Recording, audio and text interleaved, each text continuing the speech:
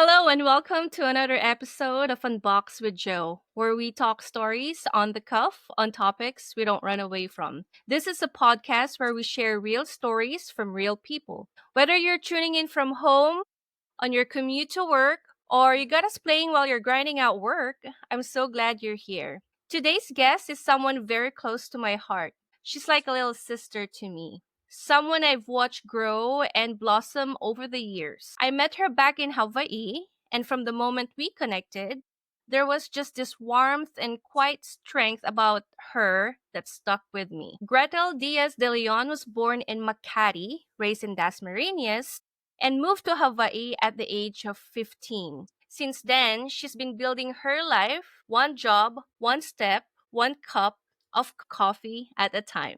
From working at Jack in the Box to Jollibee to managing a cafe in Honolulu while finishing her degree at Hawaii Community College, she recently earned her Associates of Science in Architecture, Engineering, and Construction Technologies, all while working and caring for her cats and still showing up every day with a quiet grit. Today, we're going to unbox her journey and the cultural shifts, the grind, and the growth that comes with the life abroad. Thank you for joining us today, Gretel. No worries. Yeah, I'm so excited. All right. So, what was growing up in Makati and later on Dasmariñas? Growing up in Makati, since I was there till I was 7, growing up in the city was such something that makes you feel excited about everything. I remember when I was a kid, we would always go to like the mall, to the park, walk around the neighborhood with like my dad and my sister. So I'm always like looking up, looking at the buildings, looking at the street. Like you would hear Mm-hmm. a lot of cars passing by. For me, that's probably why I've been longing or like craving for that kind of environment since. Mm-hmm. So definitely being in Makati or being born and raised there, it feels special for me. And of course, like moving to Dasma, although it's not as busy, it Mm-hmm. still is a city, but it's more like a developing city. Mm-hmm. Definitely open up my eye to something that's more like calm, serene environment, not as busy as Makati. So I kind of got the best of both worlds at Mm-hmm. that age. Any childhood memories that really shaped you during those times? Growing up, like I will always move from Makati to Dasma at a young age because my parents were both working. So Mm-hmm. since they can't or they don't really want to leave me at home with my elder sisters or by myself, I will always have to move to my auntie's house in Dasma, Mm. live with her Mm-hmm. during the week, and then come back for the weekend or whenever there's no school or when my dad or my mom's off for work. So that really shaped me into making me into someone who's like independent. Because yeah, growing up, having that like even though I talked to my parents about it and they kind of laugh about it because I would always say like, "Oh, you guys used to give me away. That's why I'm like this." But yeah, like I think for me being in like two different like environment, growing up with like your parents and like, your second parents, like my auntie, really Mm-hmm. helped me learn a lot of things about life. When I was at my auntie's house, of course, like I would do some chores at a young age just because like that's how we are back home. Mm. I was able to play, but I also learned like, oh, let's do chores first and then you can play. Of course, same thing at my house. Like maybe not as like strict as my auntie because I was kind of the youngest back Mm. then. Mm-hmm. But I remember when I'm at my auntie's house, like she would always tell me, okay, you're gonna have to like clean up after you. And sometimes I had to look after myself because my cousins who's supposed to take care of me would give me their Game Boys and like, hey, we're just gonna play outside, just be here. So that kind of helped me be like independent, not ask for help, or not Mm. in that sense, but more, oh, like I can do things on my own. So I would say that's one of the things. Even though my parents would think that I say it to make them feel bad, I think it really helped me understand now why I'm like this. So at a young age, you learn the sense of responsibility and being independent, which Mhm. is really important because nowadays, if we're Oh, talking about our current teenagers, oh my gosh, Like, Especially being a parent of a teenager myself, it will yeah, take you three, four, five, six calls in order for just one specific task to be accomplished. And you have to re remind over and over. I think back then, growing up in the Philippines, you have this sense of pakikisama and just the sense of responsibility is just indented in our mind at a young age, yeah, which is really seldom to find even when you meet expats or kids of an expats in the United States. It's kind of like, we don't do that. It's like, what do you mean you don't do yeah. that? You don't. I definitely had that experience. Well, I definitely also have another thing. I remember, imagine back home, Mm. even when you're in grade school, you wake up before 6 a.m. because the class starts at 6 for some reason, like 6 or 6:30. Mhm. So imagine weekdays. As a kid, you wake up around 5, like 5:30, get ready for school, be at school before Mhm. your class starts.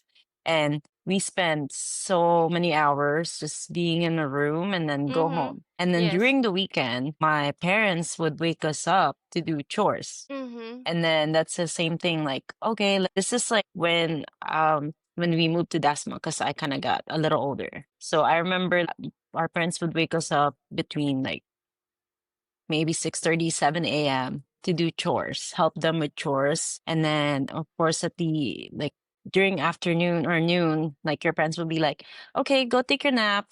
And then after your nap, you get to play. Mhm. And then of course the next day is the same thing, just for the weekends. So Mhm. that's definitely something also adds up to like learning responsibility at such a young age. No, So, Gretel, at the age of 15, you left the Philippines and moved to Hawaii. How did that moment feel for you, and what was going through your head at that time? that is such a good question because I still think about it from like time to time. Like the moment I step foot outside Mm. the airport, I was like, wow, it looks exactly like Manila. And the ride from the airport all the way to our new apartment, I was just like, wow, that time I was tired. And of course, I was also still young. I still couldn't process what was happening.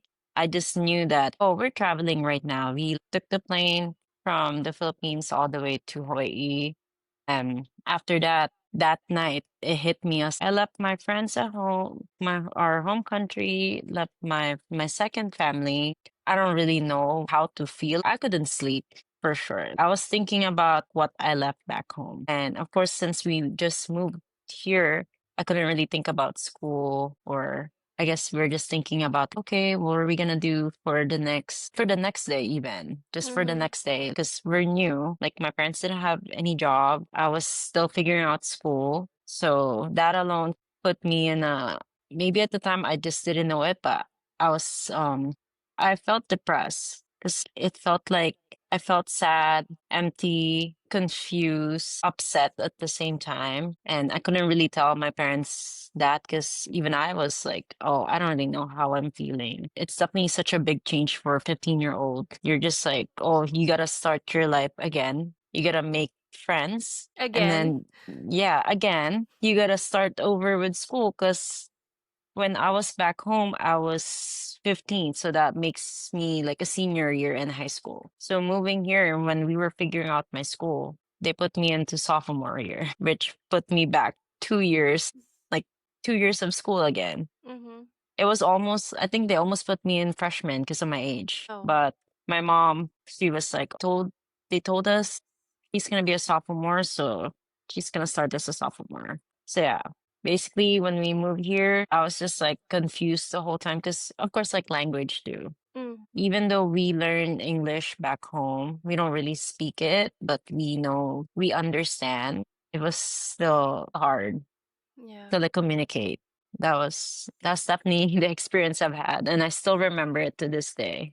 What parents sometimes never doesn't understand is, as a teenager, no one actually prepares you to be in a new world. Yep. You are obliged or just expected to just adapt, even though during the time you're confused. We have this mentality in the Philippines where you just have to suck it up. But Hmm. that sucking up puts trauma to us because, like what you mentioned, yes, we learn English in the Philippines, but at the same time we don't communicate with it on a daily basis in our home. This is one of the things that I'm trying to have people understand. Why, oh, you've been in Germany for 3 years, how come you don't speak fluent German? Well, I don't have anybody to speak German with. Like, you want me to just talk to strangers over here and learn speak German? No, it's a practice that you have to actually learn on a daily basis with somebody with that native speaker. Now, as a Hmm. teenager moving to Hawaii, which is of course United States, everybody speaks English over there.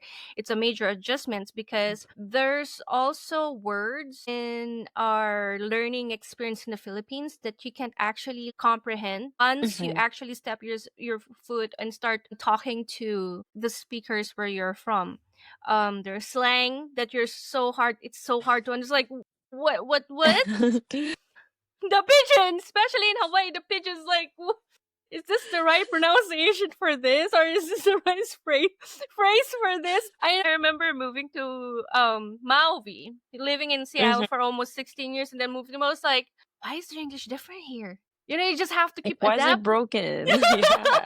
Like you basically learn in the Philippines, you gotta learn the grammar. Mm, If you say a sentence that has like one word off, people make fun of you. yes, And here it's like literally broken English and you're fine. You say and three word stops and you're like, okay, I understand what you're trying to say. and they have this words, the kind. It's like That that's guy. the like the first word that I was so confused before. I was working with I was working at this resort in Maui. Like majority of my cooks are dudes. Chef, you know the kind that we ordered from the last time. Was like, what the fuck's the kind? What's the guy? Yeah, yeah, yeah. To get what they're trying to say. It's kind of like, alam mo na yun. In Tagalog, it's Yeah. like, Yung ano? ano? Yung ano?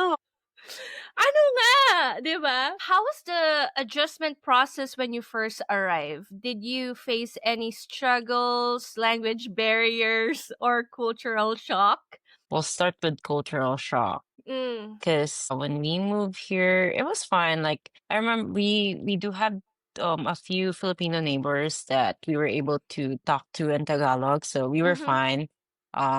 They were also kind of like helping us speak English in a way, because like they're speaking English to us, English and Tagalog, so we were kind Mhm. of like learning to say like do it too. Like, Mhm. konyo. If you do Mhm. it back home, it's like back and forth English and Tagalog. So that helped me with school because in school, of course, there are also Filipinos, but I guess being in school, you learn more, or the more you hear it, the more you speak to people in English, the more it's like helpful. I definitely had like a thicker accent before, and that's something I used to be ashamed of, but now I have an accent, so what? But cultural shock really is how students here are not as scared as we are back home to our teachers. Back home, we can't really talk back. I guess when our teachers are scolding us for something we didn't do, we can even like tell them, that's not me. All we have to do is just like what you said, suck it up, take responsibility. And here, you can fight them all you want. They can't do anything because the the teachers, I guess, they can't reprimand the students, and even if they talk to the parents still would take the kid's side. Mm. So that's definitely one of the biggest cultural shock that I have, because back home I'm so scared of all of my teachers. I can't talk back, I can't explain myself, or I can't Mhm. even ask for help because I'm scared that, oh, they're gonna call me like, you didn't understand what I said, were you not listening, something like that. But yeah, Bobo ba? yeah, oh my god, yeah. I don't want to say it, but that No, was like harsh. I it was harsh and you get punishments like you're at home. I remember when I was in 5th grade, somebody was bullying me and I got pissed, so I slapped him. Yeah, and then the parents came the next day. Little bitch. It's a dude, too. Filipinos have long Mhm, names, sometimes two, three, four, five names. I have two names, Joanna and Laika. So the mhm, Laika, they took it out to say like katok. Katok in Ilocano is crazy. So like a mhm. crazy, like a talk, like a talk. So it kind of got really pissed off. So I just slapped this dude. He was crying like a little bitch. The next day the parents was there, and then in front of the class, okay, it's not even like privately in a room, my advisor scolded me saying, the hands that you used to slap him, it's like hands of this sinner. Okay, so the parents are there of this dude, this bitch ass dude. He's still a bitch, I hate him. So oh, yung meter stick, not ruler, meter stick. Uh-huh. My hands was actually slapped 10 times by that, like hit by that meter stick Dang. in front of my classmates. Okay, here that's like child abuse. It is, and you are forced to say I'm sorry for something, for just defending yourself, and if being a woman, being teased by a dude. You would even think, okay, I'm a woman, I should have rights, but at an early age, what a lot of in our culture, Filipino culture doesn't understand is you install fear and you try to shut down the right, especially as a woman, to speak up for herself. You didn't even listen to what I was trying to say. You just defended him because I Mhm. slapped him.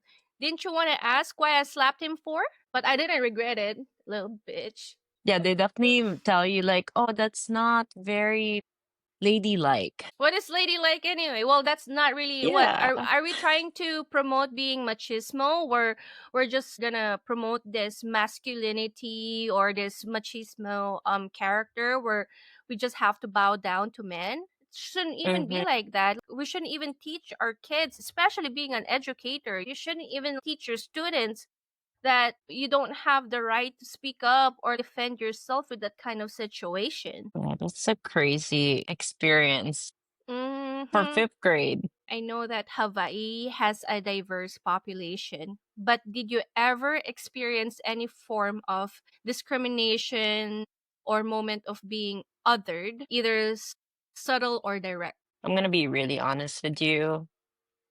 Yes, and it's from the group of people who I didn't even expect it. Mm. I'm not expecting it to experience it from them, the Filipinos. Filipinos in my school, at least. I Mm. remember when I went to school, of course you're new, so every time they see your paper, like, oh, you're a new student, like, where are you from? And I tell them, oh, I'm from the Philippines, and you tell them from where? And I'm like, from like Dasma, like Makati. And they're like, so what language do you speak? And I'm like, Tagalog. And they would tell me, do you speak Ilocano or other dialect? I'm like, no. So just from that conversation, they're like, okay, moved on. And that whole time, they just ignore me, or not even ignore. I guess I would make friends with some Filipino students, and they would ask these my friends about me instead of just asking me directly. Mm-hmm. Because they're like, oh,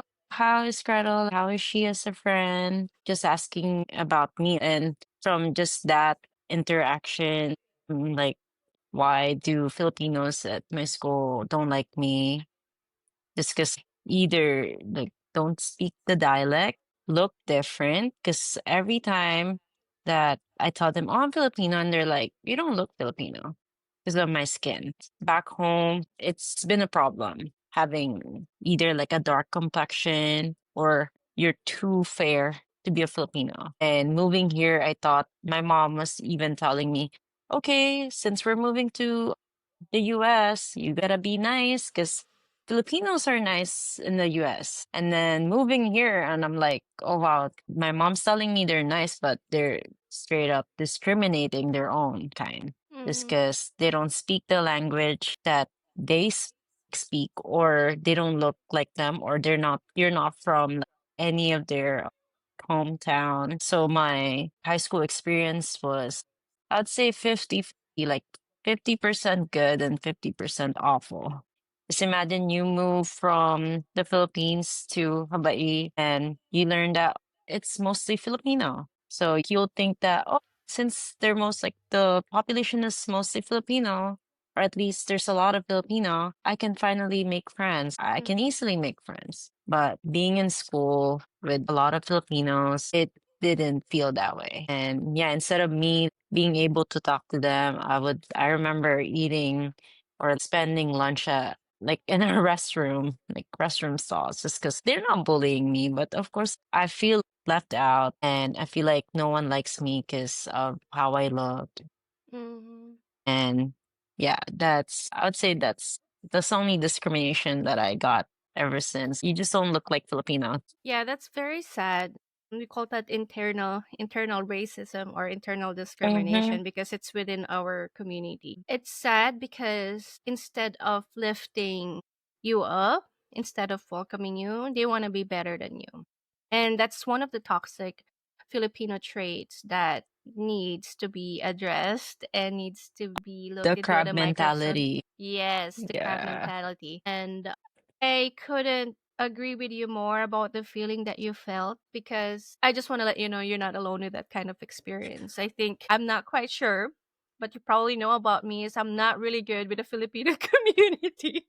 Back in Hawaii, I actually went against them, and that is why I just did my own thing. I wasn't part of any association or anything like that because even here in Germany, there's Filipino communities over here, but once they find out that you have all these accolades, that you have all this experience, they want to be better than you. Instead of like, you know what, maybe I can learn something from you. But Mm-hmm. no, they want to be better than you or worse, they will sabotage you. I think since I've known you since then and I know you when that was happening, I think for me it is sad that instead of uplifting you, supporting you, not only they sabotage you, but or make you feel I can be better than Joe. They don't even appreciate all the things that you do from a Filipino to a Filipino. Mhm. You know how everyone like is so proud when foreigners speak Tagalog Yeah. or learn Filipino culture or just show that they appreciate the culture. They have so like they support those people, but they don't support their own. Mhm. So that's something that I think I've seen that you experience. So I'm just like, wow, yeah. Now that you're telling me again, I'm definitely not alone. You're definitely not alone, but that's something that everyone should talk about because it's still happening. Yes, it is. And let's not forget they still owe me $5,000. So attention, Philippine Consulate Honolulu. You still owe me money. They shout out. Shout out. And also I have receipts, so I can just say it. I just want to let you know that I have also received those people that you ask not to support my business. This is raw, unfiltered conversation, so I don't give a See, fuck. So if you want receipts, I can show you receipts because I have paper trail, darling. I do have a lot of that. You didn't pay true. me and you talk shit about me. What one thing that I do appreciate though, living in Hawaii is even though you don't get that support within your Filipino community, what I do appreciate is the fact that Hawaii community, the Hawaiians, or Hmm. anything in really Like local. the Yeah. local community. They're the one who actually embraced me and my craft. And that's how I got featured to Hana Ho for Oh Hawaiian yeah. Airlines and Flux magazine. So I'm very grateful for those publications because they actually saw how authentic our culture is and what I'm Mm. trying to promote versus Philippine Consulate Honolulu. Anyway, I think this is one of the things that we have in common because I think when we started talking, we pretty much synced within the Yeah. experience. Like I've seen my younger self through you, and I'm like, girl, you're not alone. You can tell me anything. And I think I'm honored to see that you see me as your younger self because now I can envision my future self in you. Yes, girl, you just gotta have to speak it Like, up 100%. You will be successful. I know you will be successful. You're one of the smartest girl that I've ever met in my life. So you're gonna go places, oh, girl. Just believe that. And what's you're gonna that? earn millions and millions. And next thing you know, you're gonna be like, Ade, do you want me to pick you up with my private jet? Do you want a private? Or do you want a private jet? Do you Happy want to have birthday. brunch in Cabo? And then we'll go dinner somewhere else.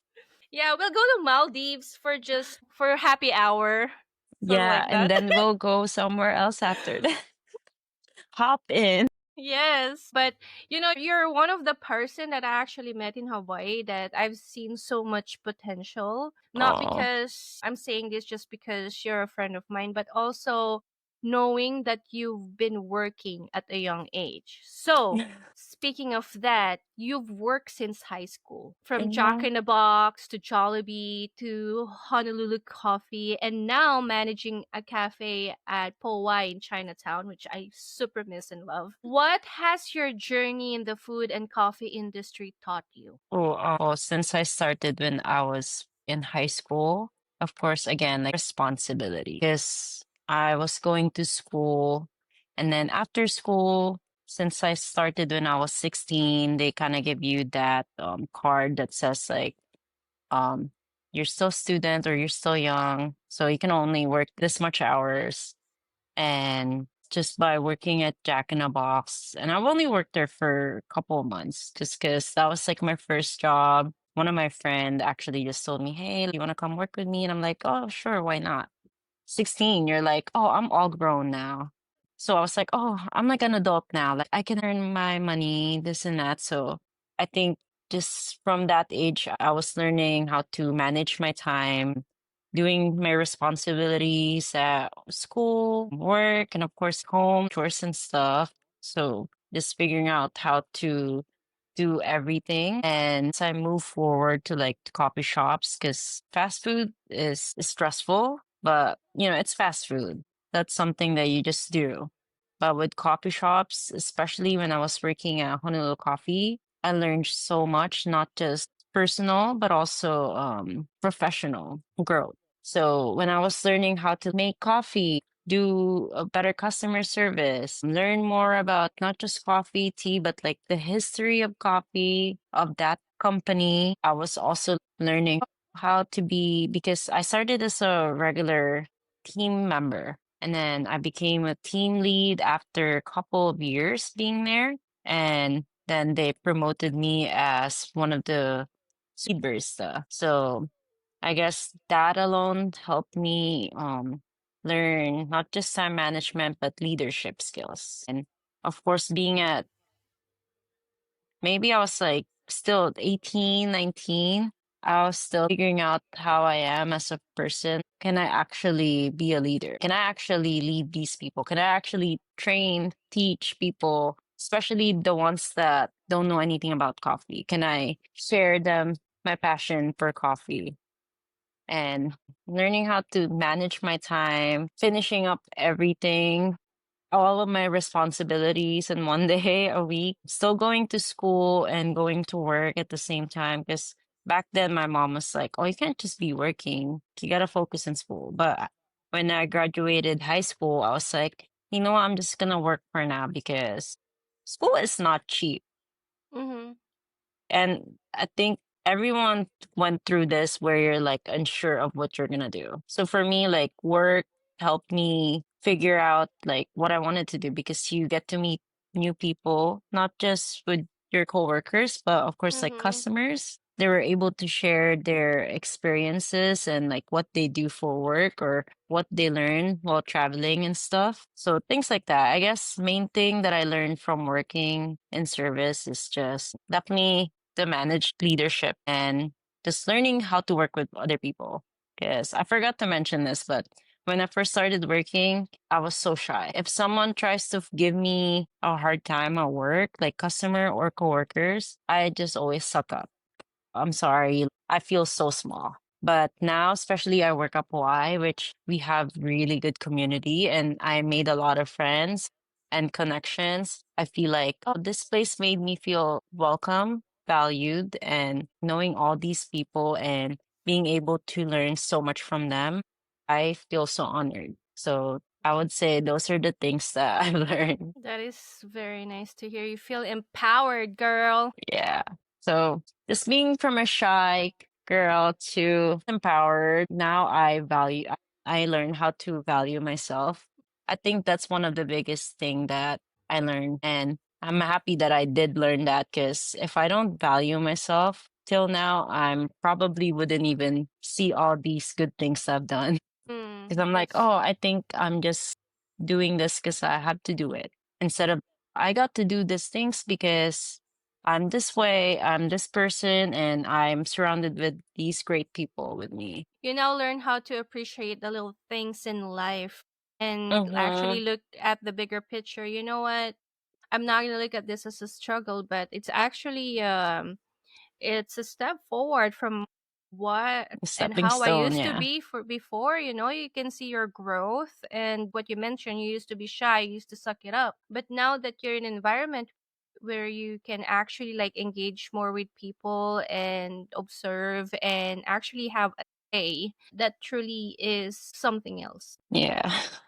What does the barista lifestyle look like from your side of the counter? Well, I definitely have different lifestyles. Like there are days that we'll start with not so good ones, just to be raw and honest. Like there are definitely days that I come to work and I'm not feeling it, but I still show up because I love that place and I love what I do. But you can't really do anything when things happen, and instead of you just taking a break, you just show up. So for me, when I open the shop, of course, I'm not going to be snappy at people. Usually I'm direct, like I'm straightforward, but not Mm-hmm. "Oh, like, what do you want?" Yeah. But you still kind of put yourself in their shoes and you kind of want to make sure that they feel welcome. And when they start sharing things with you, especially when you're dealing with your like things yourself, you're like, you want them to feel that you're listening to them, Mm-hmm. that you care. So even when I'm having bad days, there are people who like you're already having bad day and they kind of like they don't really understand that you're also a human being going through things that Mm-hmm. they feel entitled to say that you're not really doing good because you look like you're not happy to be here. And of course, for me, I just feel shocked. And instead of fighting with them, I'm just like, I mean, that's just life. But of course, with the good things, like most of the time, when I go to work, even though I'm tired in the morning, I still have so much energy when I see the people that I know or the regular customers. Hey, like how are you? It's nice seeing you again. What are you gonna get? Are you gonna get your stuff? Are you gonna get your usual? Oh, what did you do over the weekend? What's your plan for today? I do Mm-hmm. that even though I'm dead inside. It's like, oh, I haven't had my coffee, but I still make them feel like they're seen. And I don't know. I think just being in that on the other side of the counter, it just makes you feel connected with them. Mm-hmm. Because as a customer, at least for me, when I go to coffee shops, I always ask the barista, like, hey, how are you? You want to make sure you're asking them. You want to Yeah. feel connected. Mm-hmm. So, of course, from that perspective, I bring it to my side, being a barista. Like, I gotta make sure that people are seen. You ask them how they are. You want to put smile on their face. Doesn't have to be every day. Like, let's be honest. Like, Mm-hmm. but most of the time, oh, I'm happy to be here. Like, I'm happy to share my love for coffee. I don't have to say anything, but I make them like good latte art, like, and then you hear them say, "Oh, that's so cute. That's so nice." And I'm just like, "Ah, like I'm glad you appreciate that." But you can't really say nice things, that you just show them nice things. So, At the end of the day, I just want to serve people. That's why we're in the service industry. And yeah. whatever I'm going through, they had nothing to do with it. You know, and Yeah. like what you said, not every day is a perfect day. Of course, we have our low days, but that doesn't mean that you're not performing the thing that Mm-hmm. you're like, I've seen you on your low days previously, but you still Mm-hmm. deliver. You still deliver amazing, you know, latte art. That's why you won that latte art competition. Remember? Yeah, sure. So, I was the first, you were the first, the first to pioneer, go. the first to go. But even that's amazing because you have that sense of still what you've learned as a child, sense of responsibility that's indented in you. So, since you're talking about customers, any customer stories or moment you'll never forget? I have a lot. Just love our regular customers. I definitely made so many like good friends and like acquaintances at work ever since I started working at POI. So I've been working at POI since before we even opened the shop. I'm actually having my 4-year anniversary this coming Monday. Mm-hmm. So ever since we opened the shop in June 2021, I still see some of the people like who were our first customers at the shop till now. So of course I see them every day or most of the time.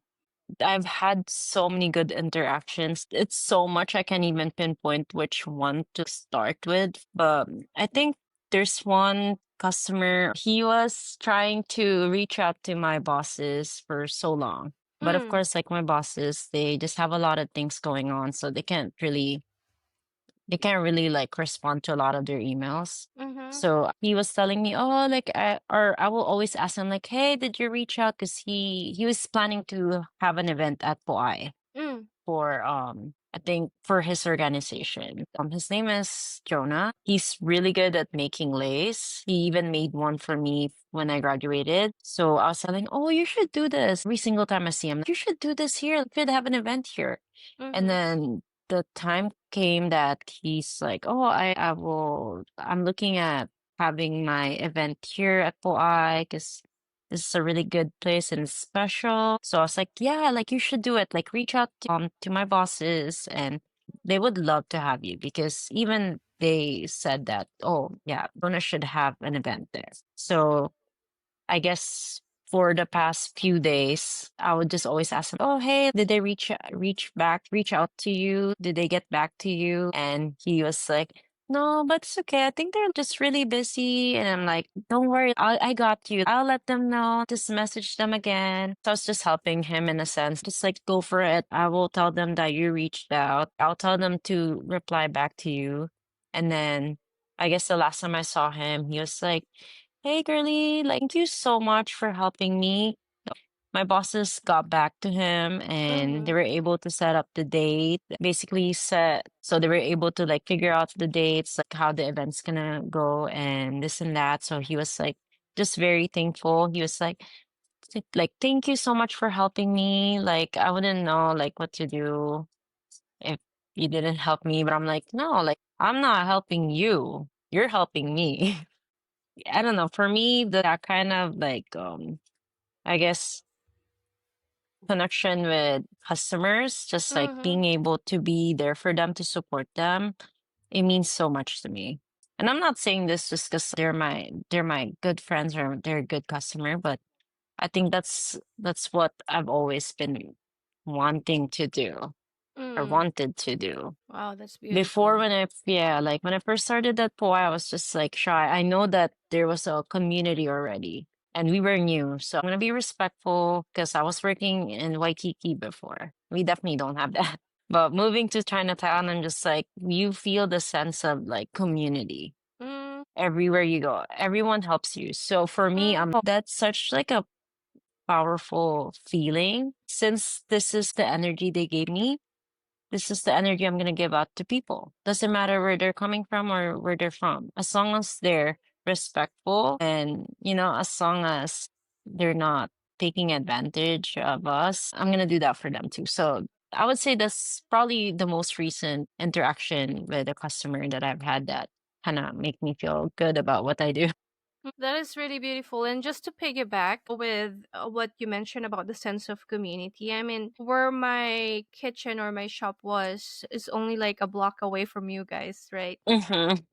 And I do remember the time when my kitchen was out of commission and I have a tasting that I needed to do. I run directly to your shop and it's like, I just need a table that I can use. I don't know if you remember Uh-huh. that moment, but like, I was panicking. I don't know what to do. And Peter and you guys just Peter is the owner of you mentioned his name already. Peter is a good friend of mine and he pretty much says, yeah, you can, yeah, that's fine. You can actually do it here. It's no problem. And I think when it's really needed, you know that the community in Chinatown are gonna be there to help you out. Boy, like that definitely saved my day. I had that booking for a while already and it's their anniversary. You know, I do a private Mhm. tasting experience and I was just so thankful that you guys were there and I don't know what that day would have come out to if you guys didn't help me out. So No, we're so that's lucky to have you. We saw how you work and just watching you explain what you make, like the food you're making to people, that passion that definitely started a fire in my heart. I'm like, wow, like mm, I want to be this kind of person where I'm like sharing because with me, I have a passion for coffee. mm-hmm, Since I was shy, I don't really want to talk to people. But watching you making food and you're basically explaining step by step and like the history, your culture. I was like, wow, that's so powerful. You are such a good speaker. I oh, definitely remember that. I was like telling Peter, wow, she's such a good, like, she speaks so good. Like, that was something I would want to do. I think that was definitely a blessing in disguise. Just mm-hmm, your kitchen. I was just like, wow, we were able to see this in person. So we're thankful for that. I think oh. we're just lucky to see that. Oh, thank you. I truly appreciate that coming from you. And I think one of the happiest moment I've had, I've experienced actually, especially I've had my business in Chinatown for almost 4 years, right? When I found Mhm. out that you guys are opening cafe and I saw Filipino ladies that's gonna be running that cafe, I'm like, she's missing the morning. I And know, I love that. we And you used vibe to so bring us much. like pastries, like Yep. pandesal. Oh my God, the vegan pandesal. Mm-hmm. I love the We miss cheesiness. that. Oh, I miss you guys more than ever because No, like, we miss you too. girl, the baristas here is not as close to how you guys are. Just I bet. like you will definitely feel that they're having a bad day. Like you don't even you don't you don't even have to like ask how you're doing. You already know you can smell from afar this girl's having a bad day. I'm still gonna get a good coffee, but I'm not gonna get a good Yeah, service. That's for sure. conversation. Yeah. I think one of the things here in Germany is that they're not big on small talk or how you Or doing customer or service. Yeah. no, I no. think that's like very European, from what I've learned. Because even if you go to other cafes somewhere Mhm. in Italy or like France, Spain, wherever you go, they're not very good on small talks or customer service in general. Yeah. Unless you get those one barista that's very talkative, which is me.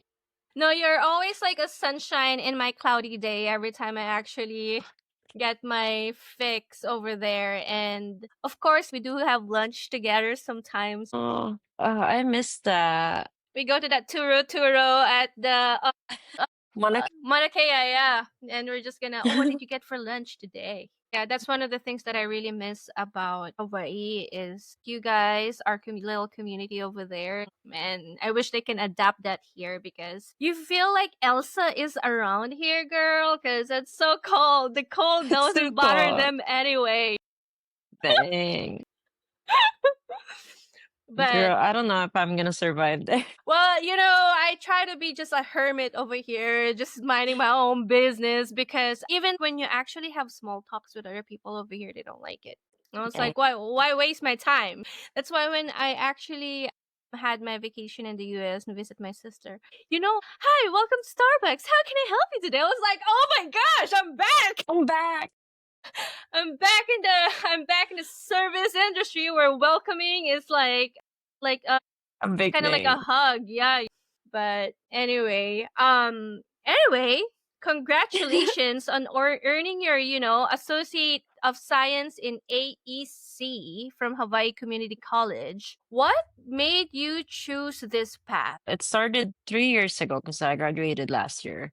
Mm, But I remember everyone, when I was working at Hawaii, everyone was in school. And of course, me being someone who likes to learn a lot of things, trying to be a jack of all trades. I was like, oh, like, even though I'm not into architecture, just because, let's be honest, it's one of the hardest things that you learn in school. mm-hmm. Just because, like, it's very tedious and you just don't sleep Yeah. because that's what I experienced. But just, I guess what brought me to that path is just looking at all the houses here in Hawaii, looking at the floor plans, just the place I used to live at. I'm like, what the hell is this floor plan? What is this space? It's so hard, like, because of course, back home in the Philippines, my mom, she would always have these magazines of like houses, and you open it up, and it's like floor plans of these nice houses. And I remember whenever we do general cleaning, she would always change just our furniture. She would always move it around. So that's what I've been doing too. With every places I live at, like I like to move my furnitures every once in a while just to find that like sense of space, or just Mm, like, oh, this is actually comfy. I want this. Like I'm gonna keep it here. So if I don't feel it that way, I move it again. That's something that brought me to that path. I want to learn how to actually build spaces. I wasn't actually there for the whole architecture field, but I was supposed to be there for interior design. mm, But being someone who doesn't know how to draw, I think for me, I'm not as artistic as the people in my class, but I definitely learned how to just push what I have, whatever idea I have, I just keep going for it. I'm thankful for the people and some people in my class that helped me, kind of guided me into, or even pushed me to be better. Every time I show them my design, I'm like, hey, I don't really know if this is going to work. But they're like, no, keep doing what you're doing. It looks good, just revise it, whatever makes you feel like comfortable, mm-hmm. or like if it feels good, then just do it. But I think for me, especially back home, I don't know, maybe it has something to do with like this whole time I feel like I don't belong in a space. I know, sorry, I'm gonna go in a deeper path. No, For that's totally me, fine. I think from architecture field to interior design, and just by interior design itself, the whole time I feel the need to move my furnitures is because I feel like it doesn't feel right. I need to move it. I need to move it to another corner or another space because it doesn't feel right. I feel like it doesn't belong there. And maybe I'm projecting to the furniture because I feel like I'm not in the right space if Mm, this is here. So I guess that's what pushed me into learning architecture, is just the interior design and just learning the sense of space and making yourself feel at home. mm-hmm. Because again, we're still at the place where, like, I'm not from here, so I feel like I still feel that I don't belong here. Yeah. And then, of course, what I learned, I think when I graduated, or when I was about to graduate from interior design, I've kind of explored or learned a little bit of urban planning, which I was like, wow, this is probably something I'm more interested, because you get to learn analytics and stuff. Just do a lot of research. But I guess that's why I'm in AEC, or I took AEC because I just wanted to learn it, but it actually like opened up more about myself. And so I remember when we were doing our final portfolio, our professor was like, okay, since some of you are gonna go to architecture school, you guys can talk about how this class helped you or shape you to be an architect or an Mm-hmm. architecture student. For some, like, doesn't matter. Like, if you want to do interior design, good. Like, if you want to do something else, good. So for me, when I did that, I was like, I did urban planning. Back again to the first question we had, like, where I'm from. I showed them I'm from Makati. Used to be a financial hub. It used to be like a empty land. Now it's a financial hub. Mm, Of course, being in the city always, or growing up in the city always makes me feel like I belong there. But moving to an island, which we don't really have that much, we don't have that much buildings. And I'm not asking for more buildings, but it definitely doesn't feel the same way. I want to learn more about urban planning and how can I make things better if I'm able to, like here in Hawaii. So I guess that's something Mm-hmm. that I learned. But yeah, Like you've come a long way. That's one of the things I'm super proud of you because you just kept going. You like strike while the iron is hot. I appreciate all the hardships and challenges Mm-hmm. because, like, without it, I'm not going to learn or I'm not even going to be here. True, true. Yeah. So, how do you manage studying while working full time? And what keeps you motivated during burnt out or pressure? That's such a good question because that was me 2 years ago. I Mm. remember the first year, first two semesters, it was okay. But the last two, especially the very last semester I've had, I can't remember the last time I had even 6 hours of sleep. Because the last semester we changed to a different professor where he is more focused in architecture instead of just construction. Mm-hmm. And having to be by school at 8 in the morning and then we finish usually like at 11. Had to run to go to Chinatown for work. And luckily, like my school was just in Kalihi and work is 5 minute drive from that school. So like I would have to go to school and early in the morning, then go to work around noon, and then sometimes we would be busy and I'm just like super tired while I'm trying to catch for a deadline. We finish or close shop at 4 p.m. and my deadline for some of my homework is at 5 p.m. during my after my shift basically. So I don't really know how I did it, but I think Mm. what motivated me is that I've never really liked school. I'm gonna be honest. I never liked school. I never liked the thought of having to spend my time there listening to professors talk. Because, yeah, just like what you said earlier, like the more they talk, the less you learn. And we were required to go to school to listen to them talk. Yeah, like during those times, I'm just like, you know what? This is like my last year. I just gotta push it through. Mm-hmm. After this, I'm free. Like after this, I can go back working again. I can do what I want again, this and that. So how I manage my time, I'm not really sure. Since we're adult, like I'm an adult now, like I can't just think about like I have to go to school. I also have to think about paying bills. And especially living in Hawaii, everything is expensive. So Mm-hmm. that definitely motivated me. Just the bills responsibilities again. And of course, even though my parents are here, sometimes they help me, but of course, I'm at the age where I'm not really trying to prove anything, but it's just I'm not used to asking for help growing up. Because again, I learned independency at such a young age. So I'm grateful for the times they helped me, but most of the time it was just me dealing with stress from school Mm. and stress from work. And I guess that motivated me to finish school, and I'm also grateful for my friends and my work is they're very supportive. They know when I'm stressed, they leave me alone or they tell me, okay, I don't really have to work. They let me just prioritize school over work, which is very Mm-hmm. helpful because sometimes they can't do that.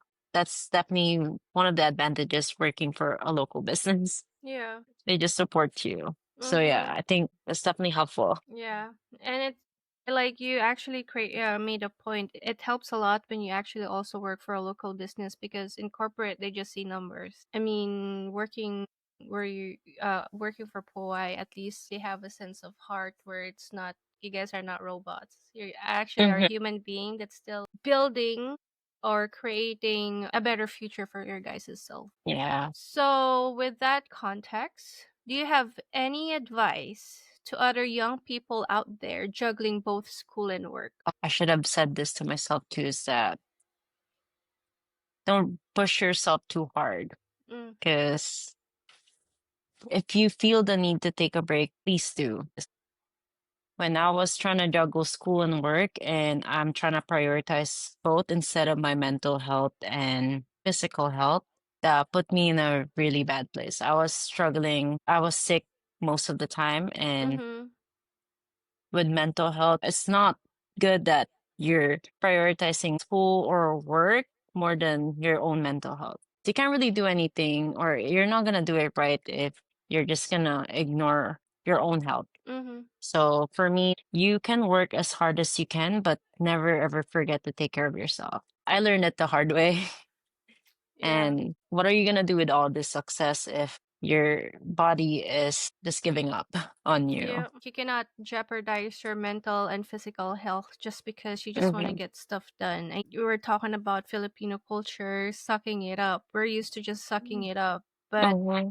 the difference sometimes that we see when we see other coworker just, I'm done for the day. I'm just gonna Hmm. go surfing and take care of my body and Yeah. well-being. Now it's like, how can you do that? I think for us, we're expected to keep going when we can actually take a break and enjoy ourselves or our time with ourselves and work on ourselves. You actually said a very important part, the mental health part, because sometimes you don't know how much your brain and emotion can handle anymore. Some people spiral. We've heard a lot of stories when it comes to mental health. I just don't want to get deeper into it because it gets really, really Hmm. sad. But especially in the service industry, it's very important to actually, like, you know what? I've done my 8-hour shift or I've done my Yeah. work for the day. Because sometimes it's hard to actually You like know, not yeah. take work to home, but like try to like let go of that, work mode when you're not at work anymore. You You just can't, actually yeah.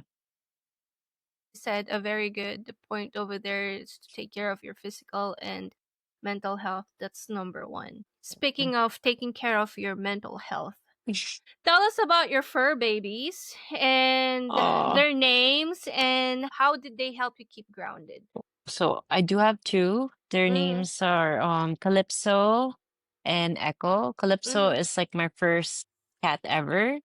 I got her at Humane Society during the pandemic. Mm-hmm. I remember since lockdown, can't really go out or you can't really meet up with friends. So I remember I would go out, check out some cat cafes or just even feeding stray cats at Sand Island or even Mm-hmm. by Hawaii Kai. And I was like, wow, I really want one. It was a very sad time for all of us where we just feel isolated. Mm-hmm. So I got Calypso from Humane Society, and that definitely. And I was in school too back Mm-hmm. then. So I remember I was so stressed. I was feeling lonely, and I was like, you know what? I need a cat. I want a cat. And so I got Calypso. She was 2 months back then. Now she's 4 years old. And with Echo, we got her from outside our workplace. Mm. She was a feral cat. So she was following us and we're just like, you know what, we're gonna take you home. So our cat's not lonely. And yeah, like now I think for me, especially when I was in school, every time I'm stressed, even at work, when you come home, when you come home in an empty space, it just makes you feel, oh, I feel so lonely. But when Mm-hmm. you have cats or like whatever pet you have, like it's just you have someone to hug, like, oh my God, I miss you. Like you have babies waiting for you at home. Mm-hmm. And that alone helps me like forget about all the problems I've had, if I'm being honest. Because the moment I come in and I like either see my cat or I was like, hey, Calypso, where you at? I'm already happy because I was like, oh, Mm-hmm. you hear their bells. Like you just hear the bells and you're like, oh, that's my cat. Like she's walking towards me. Mm-hmm. And yeah, I would just say like having a pet, especially if you know how to take care of them. And if you're planning to get a pet, of course, make sure you have time and you have like the mental capacity to take care of them just because they're also beings. They have a life. Mm-hmm. But Mm-hmm. I think she's not only making me happy, but I'm also making her happy. I think my cat, I wish I can show her, but she's sleeping in her cat tower. I remember every time I'm upset, I would cry. She would come up to me. She would start purring and kind of massaging me, especially if I'm like laying, and she would come up to my back and started making muffins. And that alone, I'm just like, wow, like this is a better companion. They can sense when you're going through something and they want to be there for you and make you Yeah. not feel alone. Yeah, and that's very helpful. Mm-hmm. And of course, as a cat mom, oh, don't worry about me. Like, I don't know, they're my kids. I always joke to my mom how that's her grandkids. You know, sometimes the cats act more, passionately more than humans sometimes. Yeah, they're there for you. Yeah. So we've been talking about mental health, Gretel. What to take care of your mental health? Lately, I've been going to the gym, make sure I stay active. I've been traveling too. That's very helpful.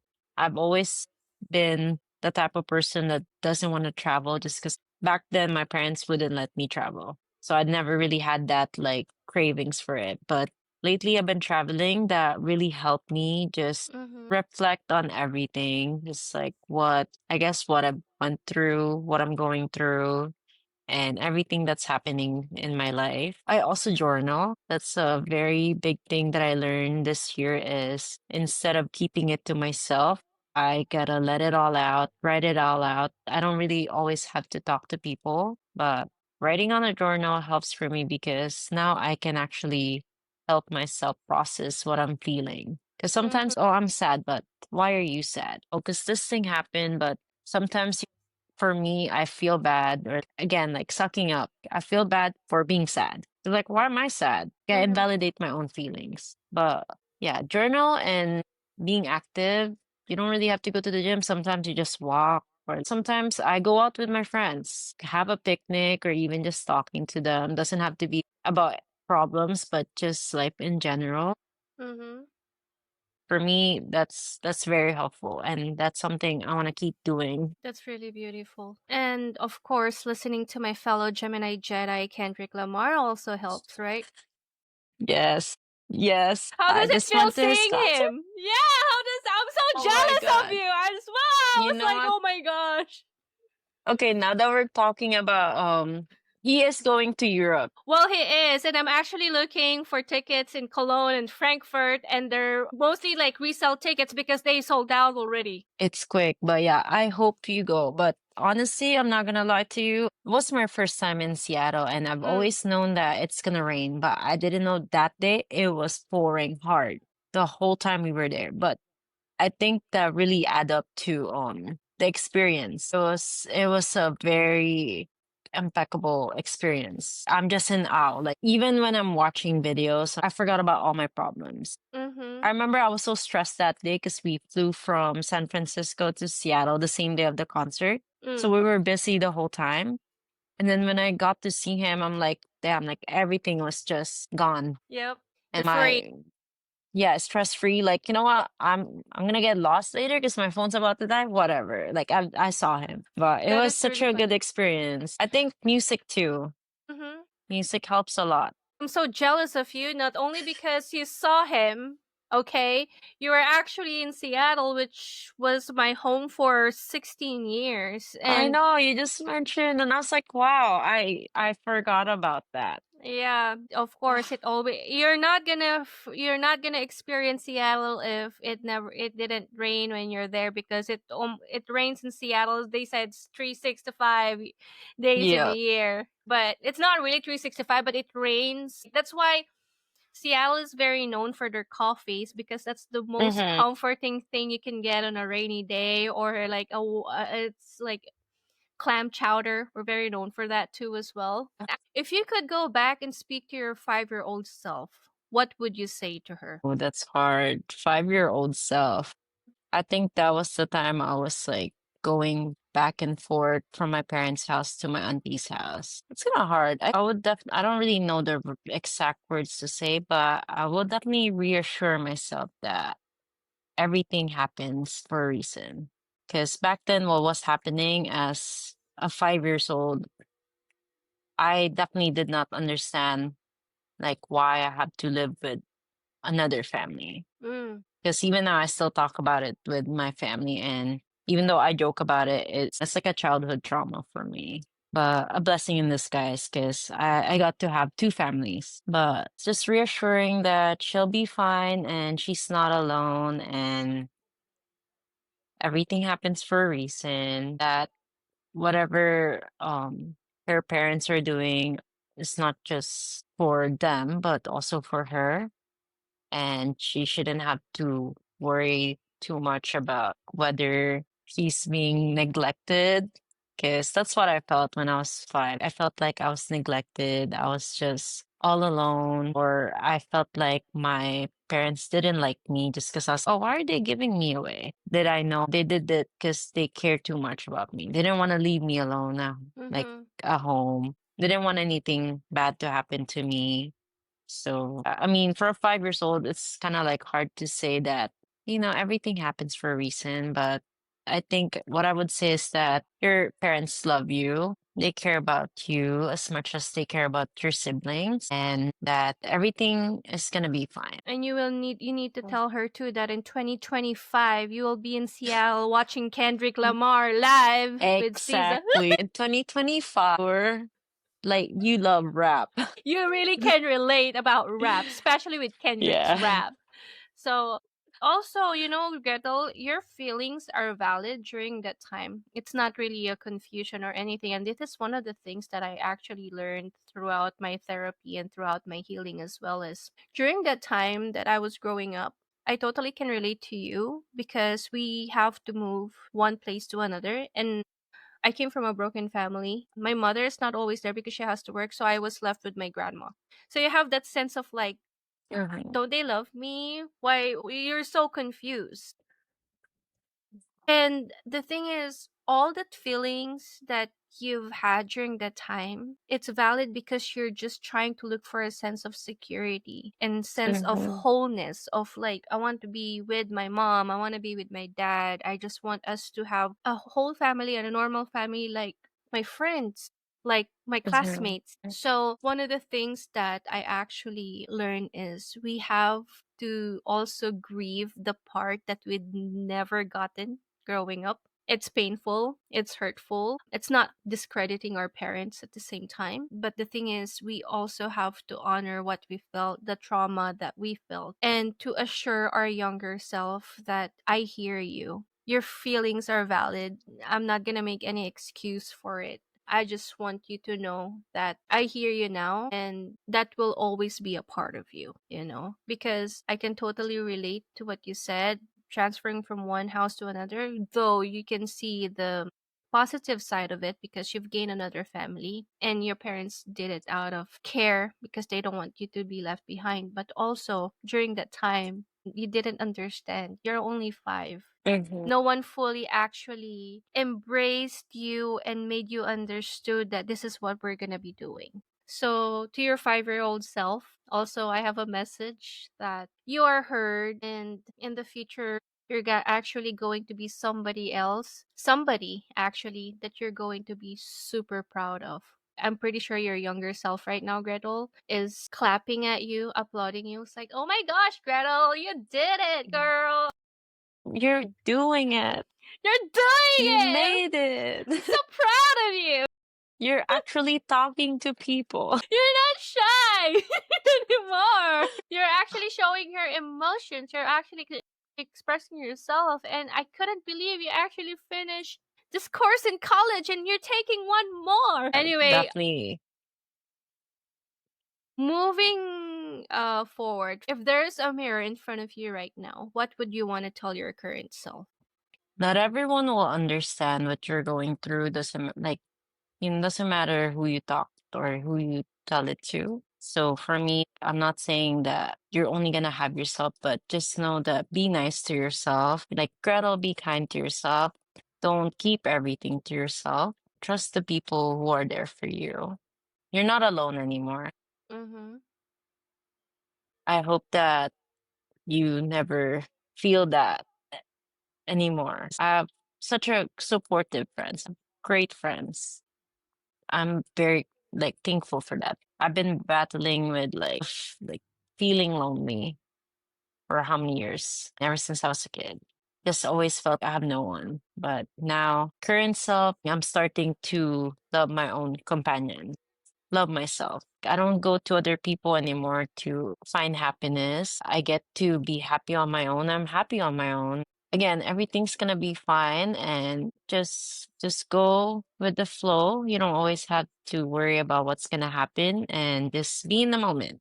I'm always worried about, oh, what's gonna happen in the future, appreciating what's happening with my life right now in the moment. So that's definitely one of the things that I've been learning, still learning, is just to be in the moment. Don't worry about what happened in the past, and don't worry about what's gonna happen in the future. Just appreciate what you have right now. And I'm so proud of you. Thank you. And And I'm proud of finally, you. thank you. And finally, Gretel, this is my final question for you. And this is the question I've asked pretty much all my guests towards the end of our interview. What is one thing you've unboxed in your life? A truth, a lesson, or a realization? And why does it matter to you? What I unbox is, yes, appreciating myself. I always go to same thing with what I said earlier. I always put myself last, and I never really get to appreciate what I do or what I do for myself. So that's something that I've unboxed about myself, is that learning how to love myself, take care of myself, do everything for myself instead of doing it for others. Because my whole life, I always do everything for other people. I always like make sure they're fine instead of making myself fine. Learning how to just think about yourself. It doesn't don't worry about what people are thinking about you. Just worry what you think of yourself, because it definitely helps. So I'd say that's something that I even value myself. That's so beautiful. Well, there's something powerful about building your life with both hands, working the shifts, studying through the nights, taking care of small things while you're dreaming of bigger ones. Gretel reminds us that quiet effort is still powerful. The consistency is a form of love, and that it's okay to move at your own pace. Thank you, Gretel, for sharing your journey with us. Yeah, thanks, Ate Joy. It was nice talking to you. It's always a pleasure talking to you, my dear. And to anyone out there listening, especially those grinding in silence like Gretel, I hope you know that your story matters too. This is Unboxed with Joe, and until next time, keep showing up, keep unboxing, and keep growing. Yep.